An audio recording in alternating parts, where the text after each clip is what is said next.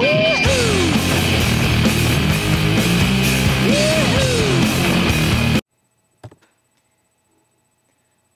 so I'm author Lindsey Leavitt. Yes, I said author. I like dropping the A-bomb. It's fun to see what reactions I get, and they range from everything from, hey, I wrote a 21,000 word picture book, can you show it to your agent? No, I won't. Also, I get asked, how do you find the time to write, which we'll talk about, and also, what's it like to be famous? To which I answer, I don't know, because I'm not. Like about 98.34% actual statistic of authors out there. I don't go on weekly book tours with Oprah, and I don't have a personal assistant. I would hire one though if anyone is interested. I can pay you in cookies, and you would have to change diapers and play Chutes and Ladders. So email me or call me if you're interested in that.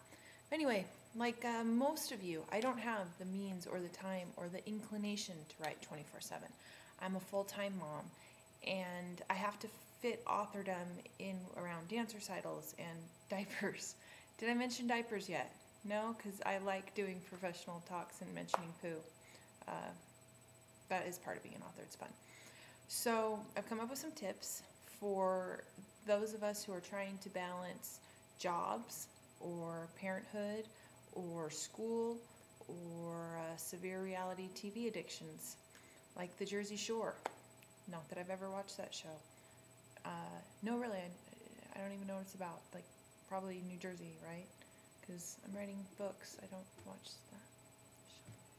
Okay, so number one, trim the fat. When I was in junior high, I had a band teacher. His name was Mr. Mata, and he prophesied from the self-help book that I haven't actually read, but he talked about it quite a bit, so I feel like I'm really tight with it. It's called Psycho-Cybernetics. And this concept, he got this concept, this homework assignment from this book, and basically he gave us a calendar from Sunday to Sunday, and it was broken up into half-an-hour increments of time. So if you are a math whiz like me, that's 48 slots for each day. And we had to fill in what we did every single day for each half an hour. And you have sleep in there, you have school in there, you have things in your schedule that are not in your control. But what it makes you do is look at how you're spending your recreational time. I had like probably 5 hours total of Saved by the Bell on mine in 7th grade, which, I write YA now, so it was actually time well spent. But what it does when you actually physically look at your time is you can see how much time spent watching TV or changing diapers or not writing. So if you do have a hard time finding time to write, I recommend starting off with this, just kind of figuring out where your time is going. And when you physically see that, you'll find the pockets of time that you might not have even realized that they were there. And it also makes you be honest about when you are documenting it. If you wrote, 2 hours of watching YouTube, it makes you feel like a loser. And then, not that I wrote that, but if you were someone who wrote that, and you want to fix that, and so you want to find something more worthwhile to fit it. And I recommend, if you can, hang it up, and then that gives you accountability for how you're spending your time too.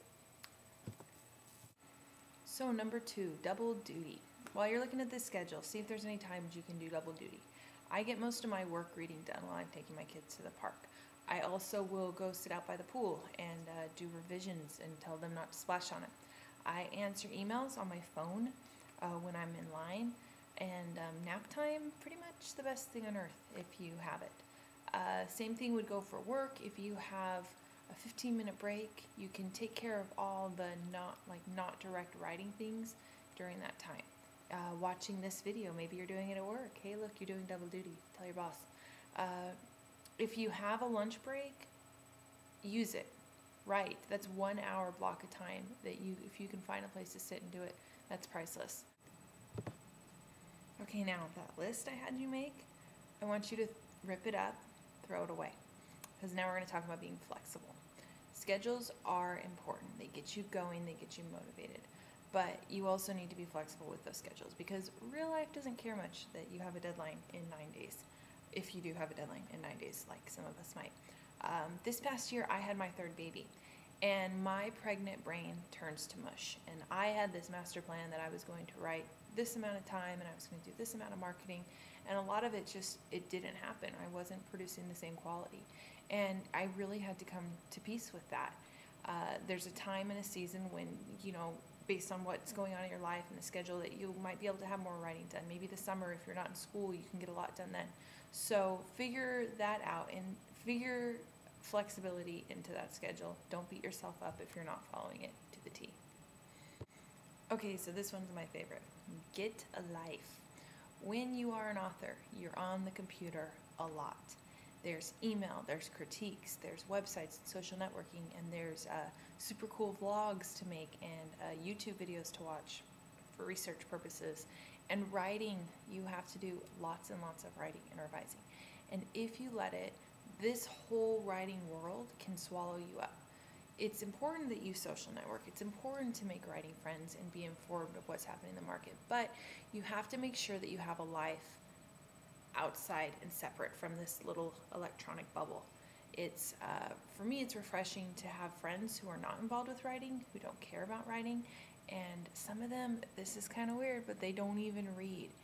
And with them, I can pursue other interests. I spend my time with my family. I, go outside. I take walks by the beach. If I lived by the beach, I would, but in my head, I do that. And basically gain life experience that, okay, you'll probably use in writing someday, but at the same time, it just makes you a more complete and whole and healthy person if you're not just focusing on this. It's a great dream to pursue, but don't let it consume you. Okay, and last but not least, delegate. Writing is a big, wonderful, special, sparkly dream, and it's not easy one to pursue all by yourself. Surround yourself with people who are supportive of your writing. I personally wouldn't be published if it wasn't for my husband. He not only helps me with the housework and with the kids, but he really has emotionally encouraged me to go after this crazy dream I had. Aside from your family and your friends, writing friends are an absolute lifeline. They understand what the writing journey is like because they're either going through it or they've been through it, and they can also be conned into doing your conference talks for you. So now I'm going to turn the time over to some of my friends that I recently saw at the LA SCBWI conference, and they're going to share with us a tip on how they balance writing and life. So dear writing friends, take it away. My name is CJ Omalolu, or Cynthia to real people, and my tip for balancing personal and writing is write very late at night with a lot of coffee after everybody goes to bed, and then they won't bother you. Hi, I'm Shelley Johannes Wells from Market My Words, and one way that I balance writing with parenthood is to grab any moment that I can to write. I think that sometimes we feel like we have to have a perfect environment to sit down and write in, and if I have 15 minutes or if I have 30 minutes or an hour, I will grab it as soon as I can to sit down and write. Of course, I also have Nickelodeon Junior and Dora the Explorer that I can stick my kids in front of, so getting TV as a babysitter is a great way too. I'm Veronica, and one tip I have for balancing writing and life is to skip your homework but still get a good night of sleep. Hi, I'm Suzanne Young, and a tip I have for balancing writing in real life is that when I have a deadline that I absolutely need to get done, which happens, I can't do it at my house with my kids, so I will take a weekend and I will go to a local hotel, and my husband will bring them over and go swimming, and I lock myself with Reese's Pieces, pretzels, and Diet Coke, and I bust out about 40-50 pages. And that's the only way I can get it done. I'm Robin Mellum, and my tip is to have a writing room that has a door with a lock. I'm Kimberly Dirting, and my tip for balancing writing and life is to try and set a schedule and stick to it. Hi, I'm Lisa Schroeder, and my tip for balancing work and family is to find one thing each week that maybe you don't do as well and change it up. So maybe one week you let the exercise slide a little bit, and maybe the next week you let the housework slide a little bit. And so by mixing it up, you're never failing in a bunch of areas, only one. My name is Guadalupe McCall, and how I balance life and writing is by setting aside some time for myself every day. It is a religious experience. I go to that desk every day, and everybody knows that's my time. Okay, so I'm supposed to talk about what?